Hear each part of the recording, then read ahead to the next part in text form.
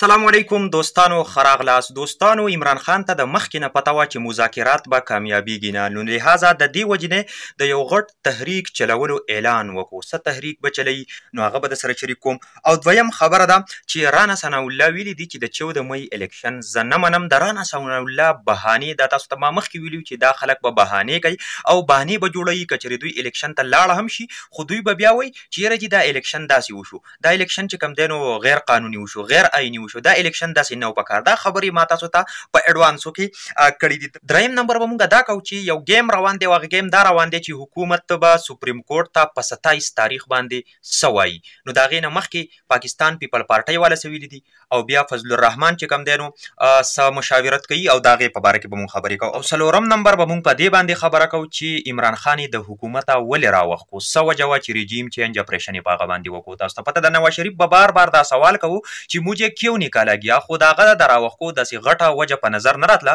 خو د عمران خان د راوښکو ډېرې غټې وجې مخې ته رالي چې د دې وجوهاتو په وجه باندې عمران خان راوښکی دی او چا راوښکی دی او د عمران خان خلاف څنګه سازش شوی دی. خو ملګرو د دې نه مخکې که تاسو مونږ ته زمونږ د مهنت سیله راکول غواړئ نو د لایک بټن د سره ضرور دباو کوئ او په کمنټ کې را سره خپله قیمتي رایه هم شریکه کوئ او ویډیو د سره مخکې شیر کوئ. اوس راځو د ټولو نه اولني پوینټ ته چې عمران خان ویلي دي ځکه چې عمران خان ته په اډوانسو کې پته وه چې حکومت به مذاکرات نه کوي او مذاکرات بس هسې یوه بانه وه. تاسو ته د دې نه مخکې ما یو ویلاګ کې ویلي چې د حکومتي نمایندو او د عمران خان ترمنځ چې کوم دی د ملاقات تاریخ توی شو خو په دې باندې پاکستان پیپل پارټۍ دا بیان ورکو چې مونږ خو لکه په مذاکراتو باندې څه نه وایو بالکل مونږ مذاکرات وایو چې وشي خو حکومتي نمایندګان چې نور کومه دي یعنی پی ډي ایم چې کومه اتحادیان دي نو هغه په دې باندې راضي نه دي او فضل الرحمن چې کوم دی نو ځان له یو میټینګ راغوستی او داسې چې کوم دی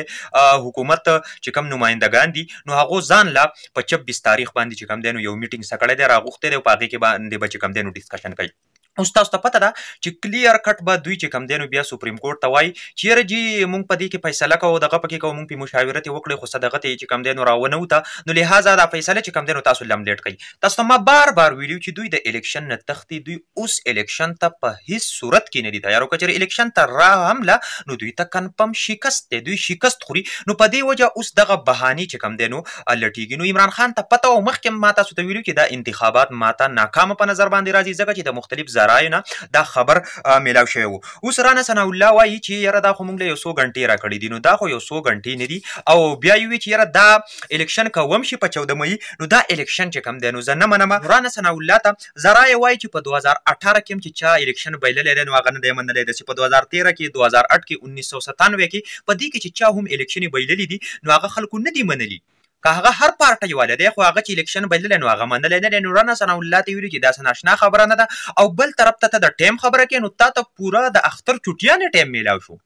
15 ورځې ټایم چې کوم دی نو دا ډېر غټ ټایم دی په دې کې چې کوم دی نو ته دومره نشي کولی چې آیا موږ الیکشن ته ورکوز شو که ورکوز نه شو. رانا ثناالله دغه بهانې چې کوم دی نو مخې ته راځي او که چېرې دوی الیکشن ته ورکوز هم شي نو دا ما تاسو ته ویلي چې دوی به بیا وروسته دا الیکشن نه مني وایي به چې یاره په دې کې خو دا چل وشو دا چل وشو نو په دې وجه باندې عمران خان ته کلا او پته ده چې دوی نه دي تیار الیکشن کولو ته نو دا بیان یې ورکو چې که چېرې حکومت د سپریم کورټ فیصله ونه منل یعنی په 14 تاریخ باندې الیکشن یې ونه کړلي نو زه به خلک روډونو ته راوباسم او یو غټ تحریک به شروع کوم. په دې تحریک کې به یوازې خلک نه وي په دې کې به وکیلان وي نور خلک به پکې هم وي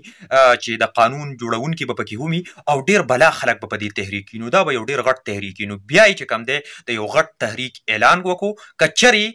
حکومت فیصله ونه منل د سپریم کورټ. اوس دغه کومه خبرې چې وي دا خو د یو بل سره ریلیټډ وي چې هغه مونږ ډسکس کړلي په اخره کې اوس راځو چې رژیم چینج اپریشن ولې وشو په عمران خان باندې. په عمران خان باندې رژیم چینج اپریشن داسې وشو چې باقاعده د دې خبرو تصدیق عمران ریاض خان هم کړی دی چې یو صحافي سره زما ملاقات وشو هغه صحافي ماته ویل چې زه د جنرال باجوه سره ناست وم دا د 2020 خبره ده هغه ماته دا ویل چې ته داسې کار وکړه چې یو بیان ورکړه هغه بیان داسې ورکړه چې موږ د اسرائیلو سره تعلقات نارمل کړو نو هغه ورته ویل چې یار زه خو دا نشم کولی ځکه چې عوام چې کوم دی نو هغه په ما باندې ډېر تنقید کوي عوام به وایي چې هلته په فلسطین زموږ په مسلمانانو ظلمونه کېږي او تاسو چې کوم دی نو دا قسم خبرې کوئ نو لحاظه زه دا نشم کولی نو بیا باج به ورته وایي چې خیر دی ته خو خلکو ته یو کړنګ ور واچوه که نه چې د خلکو څه کمنټس راځي د خلکو څه رایه راځي خلک دا خبره مني او که نه مني. نو عمران ریاض وایي چې هغه صحافي زما سره میلاو شو نو ما ورته وویل چې اوس خیر دی زه ته د دومره یو غټ جرنیل مخې ته ناست وي او هغه ته دې انکار نه شو کولی نو به هر حال دا تپوس ته د عمران خان نه وکړه په یو انټرویو کې او هغه نه ته تپوس وکړه چې آیا موږ د اسرائیلو سره چې کوم دی نو تعلقات بحال کړو که بحال عمل نه کوو. چې کله هغه صحافي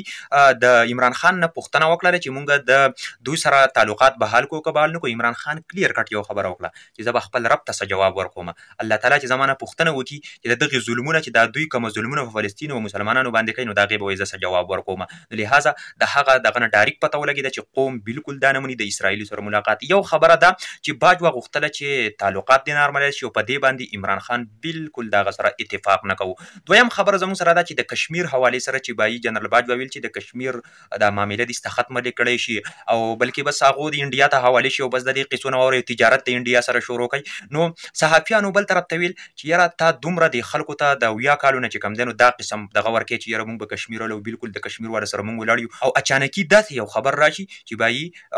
کشمیر خو انډیا ته میلاو شو. نو دا قوم ستا سره په یو حال هم نه مني ځکه چې قوم تړقېدلی دې ته ناست دی چې یاره که تاسو دا مسله نه شئ حل کولی موږ یې حل کوو، موږ ته یې پرېږدئ دا کشمیر دلته موږ اخلو. خو چونکې تاسو وایئ چې یاره جي موږ قانوني ته ورالو مذاکرات کوو اقوام متحده کې چې کوم دی نو کیسونه چلیږي او پلان کې ډینګری، نو آیا دا قوم به ستا سره دا خبره ومني؟ نو بالکل یې در سره مني. د کشمیر مسله شوله، د فلسطین مسله شوله، داسې نورې هم چې کوم دی نو مسلې دي چې نور هم تعلقات دي بله چې صرف او صرف په دغې وجوهاتو باندې چې عمران خان دې ته بالکل تیار نه او عمران خان ویلي چې په دې باندې به زه بالکل کمپرومایز نه کوم. نو په دې وجه عمران خان سکو هټاو کو عمران خان په ځای باندې چې کوم دی نو دغه حکومت راوستو چې د هغو حال تاسو بالکل تر مخه دی. ملګرو په دې باندې تاسو څه وایئ؟ تاسو را سره خپله رایه په کمنټ کې شریکه کړئ، ویډیو د څه ضرور مخکې شیر کړئ، په اخر کې خپل ورور شریک بل اجازه ورکړئ. د الله پامان.